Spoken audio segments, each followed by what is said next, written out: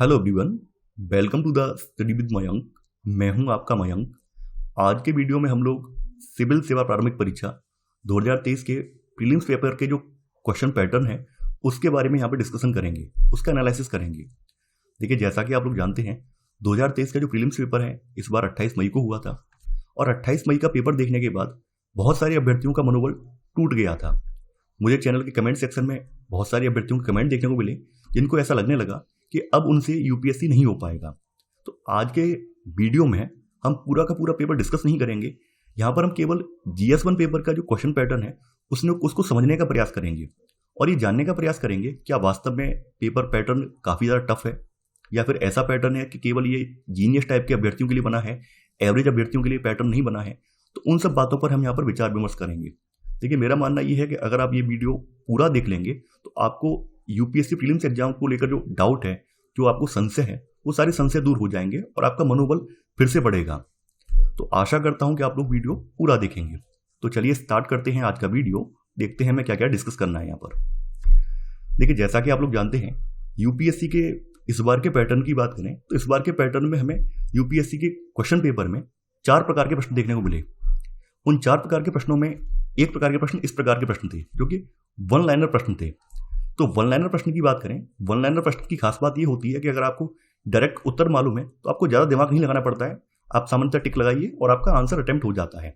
इसमें बहुत ज़्यादा आपको चिंतन, विचार विमर्श या मंथन नहीं करना पड़ता है। यहाँ पे सीधा सीधा आंसर होता है और आपको आंसर लगा के आप आगे बढ़ जाते हैं और इनमें टाइम भी ज़्यादा नहीं लगता है। तो वन लाइनर प्रश्नों की बात करें तो इस बार के पेपर में 100 प्रश्नों में से 28 प्रश्न वन लाइनर थे, यानी एक लाइन वाले थे। इस तरह के प्रश्न थे। अगर हम मान लेते हैं किसी अभ्यर्थी को 28 में से 20 प्रश्न अच्छे से आते थे तो यहाँ पर उसके 20 नंबर पूरे पूरे श्योर हो गए, 20 नंबर उसके कहीं गए नहीं हैं। तो इस बार के पेपर में 28 प्रश्न ये थे और ये पैटर्न काफ़ी पुराना है और लगभग सभी एक दिवसीय एग्जाम में ये पैटर्न अपनाया जाता है। तो इस पैटर्न को लेकर आपके मन में बहुत ज़्यादा डाउट भी नहीं है और बहुत ज़्यादा दिक्कत भी नहीं होती है। आप आसानी से इसको अटेम्प्ट कर पाते हैं। इसके बाद अगले प्रकार के जो प्रश्न थे, सेकंड टाइप के जो पैटर्न के प्रश्न थे, वो इस तरह के प्रश्न थे। इस तरह के प्रश्नों की जो संख्या थी टू स्टेटमेंट वालों की, इनकी संख्या थी टोटल 7। इस 100 में से 7 प्रश्न जो थे टू स्टेटमेंट वाले पूछे गए थे, जैसे जिसमें केवल एक, केवल दो, एक और दो दोनों, ना तो एक और ना ही दो। इस तरह के प्रश्नों की अगर हम बात करें तो इस तरह के प्रश्नों में क्या होता है कि अगर आपको एक आंसर पता है तो दूसरा अपने आप निकल आता है, दोनों नहीं पता है तो भी ईजी है। यानी आपके पास यहाँ पे विकल्प होता है, आप बहुत ज़्यादा यहाँ पे कंफ्यूज नहीं होते हैं। अगर आपने यूपीएससी के प्रीवियस ईयर के क्वेश्चन पेपर अटेम्प्ट किए हैं, लगाए हैं, तो आप इस तरह के पैटर्न को आसानी से कर पाते हैं।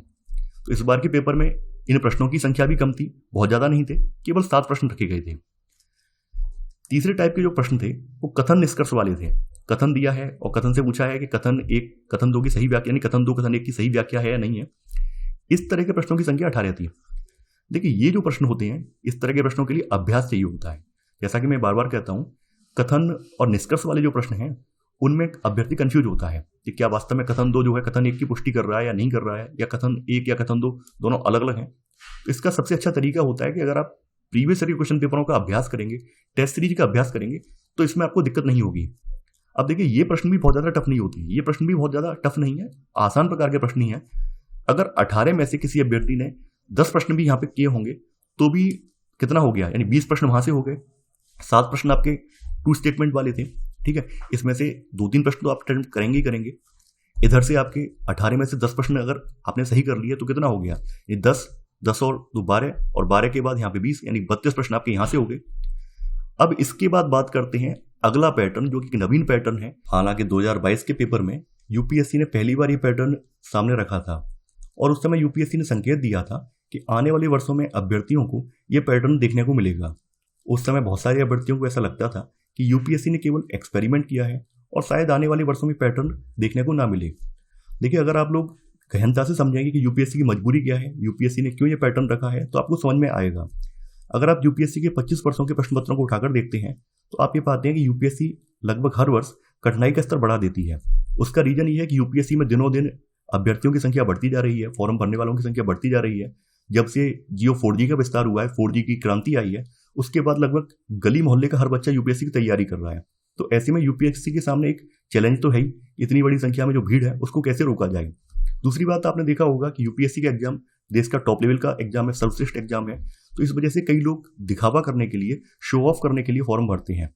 तो यूपीएससी चाहती है कि केवल सीरियस अभ्यर्थी ही ये फॉर्म भरें, सीरियस अभ्यर्थी इस परीक्षा में शामिल हों, और ऐसे अभ्यर्थी जो केवल दिखावे के लिए फॉर्म भर रहे हैं, केवल नाम के लिए फॉर्म भर रहे हैं, उनका मनोबल तोड़ा जाए, ताकि वो प्रीलिम्स पर ही समझ जाएं कि ये फॉर्म हमारे बस की बात नहीं है, ये एग्जाम हमारे बस की बात नहीं है और हमें इसकी तैयारी बंद कर देनी चाहिए।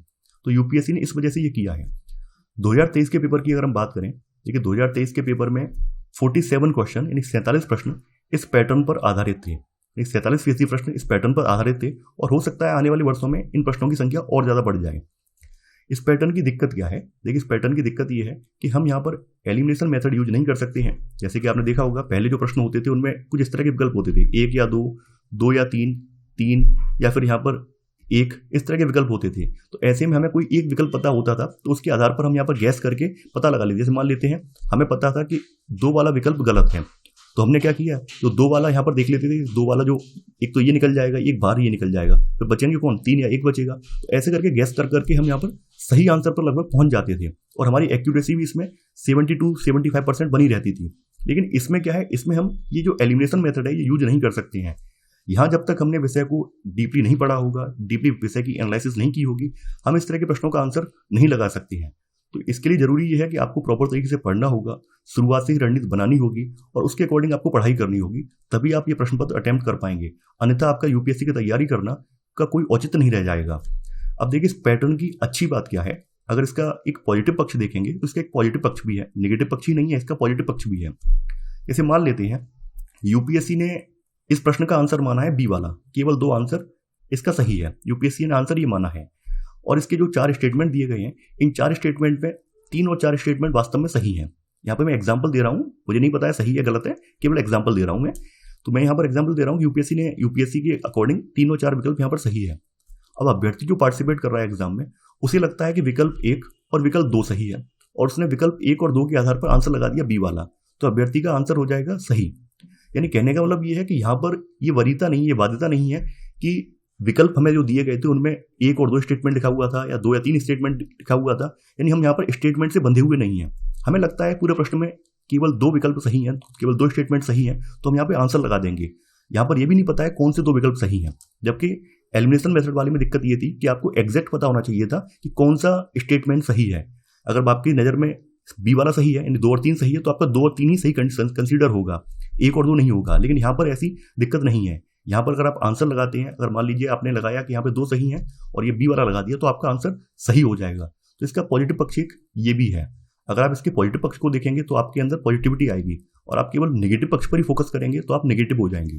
तो मेरी नज़र में इसका पॉजिटिव पक्ष ज़्यादा हैवी है, क्योंकि पॉजिटिव पक्ष जो है वो विकल्पों से बंधा हुआ नहीं है, स्टेटमेंट से बंधा हुआ नहीं है। इसी वजह से पॉजिटिव पक्ष इसका सबसे ज़्यादा है। देखिए इस तरह के प्रश्नों में आपको काम क्या करना है, इस तरह के प्रश्नों में आपको थोड़ा रिस्क लेना पड़ेगा।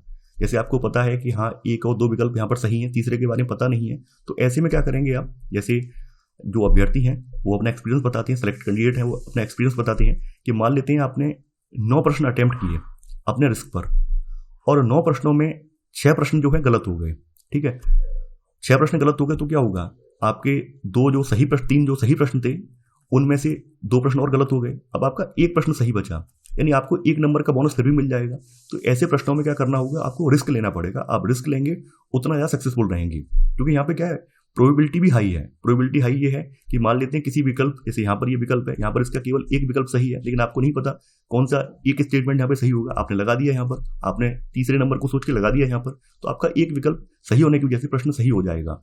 तो आपको घबराना नहीं है, आपको यहाँ पे पॉजिटिव रहना है। अगर आप पॉजिटिव रहेंगे तो ये प्रश्न पत्र आपको बहुत ज़्यादा भारी या बहुत ज़्यादा कठिन नहीं लगेगा। और आप अगर नेगेटिव हो जाएंगे तो शायद आने वाले वर्षों में भी आप ये प्रश्न पत्र क्वालिफाई नहीं कर पाएंगे। तो यहाँ तक होगी इस पेपर की बात। अब कट ऑफ की बात कर लेते हैं। देखिए मैंने आपके सामने विगत 5 वर्षों की जो यूपीएससी की प्रीलिम्स की कट ऑफ है वो आपके सामने रखी है। ये 2022 की कट ऑफ है, 21 की है, 20 की है, 19 की है, 18 की है। आप ये पाएंगे जैसे जैसे यूपीएससी ने कठिनाई का स्तर बढ़ाया है वैसे वैसे कट ऑफ कम होती चली गई है। जैसे जनरल की कट ऑफ की बात करें तो 2018 में कितनी थी, 98 थी, 19 में भी 98 थी, 2020 में 92.51 हो गई, 21 में और कम हो गई, 87.54 हो गई, और 2022 में थोड़ी सी बढ़ गई, 88.22। हम इस बार की जो कट ऑफ एक्सपेक्ट कर रहे हैं वो एक्सपेक्ट कर रहे हैं लगभग 85 से 90 के बीच में। ये कट ऑफ की एक्सपेक्टेशन है मेरी। हो सकता है ये 80 से 90 के बीच में चला जाए, क्योंकि यहाँ पे बहुत बड़ी संख्या में अभ्यर्थियों के फेल होने के चांसेस भी हैं, क्योंकि पेपर वाकई में कठिन था। अभ्यर्थी इस तरह के पैटर्न के लिए प्रिपेयर नहीं थे।